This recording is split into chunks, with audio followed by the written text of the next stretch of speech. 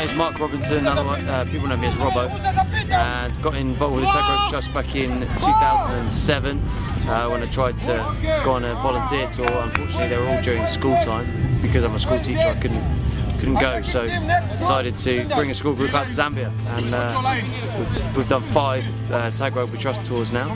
Today we did our first session of coaching. I was at SNJ school. We had about 200 kids in the morning session and 44 in the second session, and we split them up into 6 groups and was doing like fun drills to try and get them into rugby, so for the rest of the week we can try and develop their skills so they can improve into the game. So hopefully they'll all come back over the next couple of days and we can teach them some more. We've got 2 levels. We've got the primary schools and the secondary schools. The primary schools, they get a fantastic experience. They get to participate in a tournament which is unlike anything they're going to have participated in so far. Today, for example, we've got 24 teams, so 240 children. The girls especially, they get to participate with the boys. It's very much a culture where the girls play on one side and the boys play on the other. So when we arrive with tag rugby with the rules of 10 in a squad, 5 boys, 5 girls, 7 on a pitch, 4 boys, 3 girls, or 4 girls, 3 boys, it really opens their eyes to the fact that girls and boys can and should play together.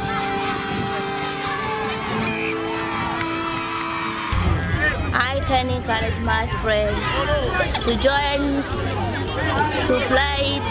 It's easy, it's not even difficult to play. It's very easy. It can help me in many things. It can take me somewhere far, even outside the country.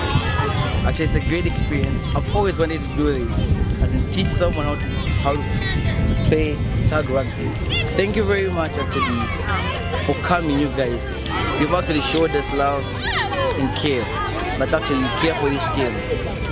Actually, this has actually empowered us to continue training. I would say so.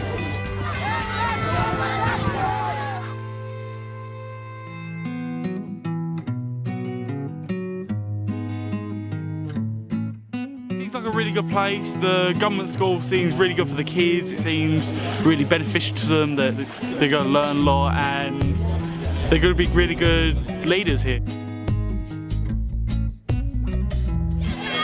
They get their eyes opened, they get their horizons very much widened, they get to live what they maybe watch once a year on Children in Need or on Live Aid or on Red Nose Day or on all of the programmes which are fantastic, which show what's going on in Africa, and they sit in their sofa with their crisps checking their iPhone and go, isn't that horrible? And then they get off a plane and they're actually standing in that and living in that and going, okay. And it's good for them, it turns the sympathy into empathy, and I think it helps them very much put stuff in perspective for when they go back home.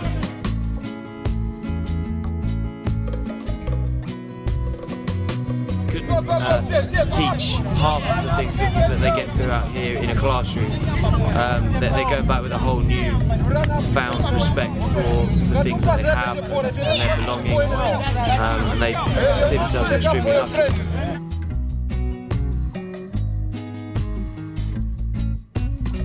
There's an extremely big divide between us and them. Like, they all live in very deprived areas and they don't have very good housing, so they only have one water hole for everyone, whereas we have taps at home which we can just get whenever we want, and houses which are double-storey and can fit at least about 8 people in it. Until you come here, you're not going to fully understand what we're giving to them. You're not going to fully understand how the children here, they're probably going to remember this for the rest of their life. You may give a child a memory for the rest of their life and an opportunity to change their life or do something completely different with their life they never thought they might have.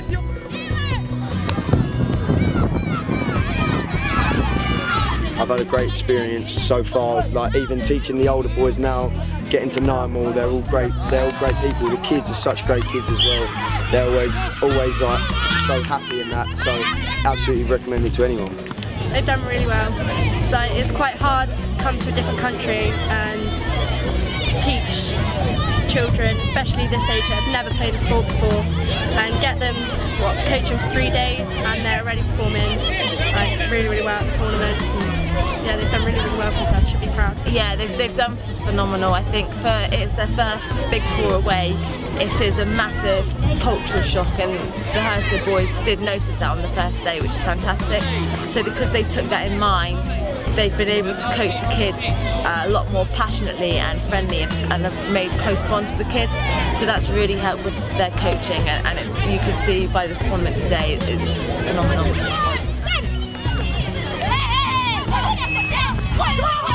Thank you very much for giving me this opportunity. We now have knowledge that we can continue teaching these kids in future, in years to come. In future, I want to be an engineer, but sure, I will continue with this contact rugby.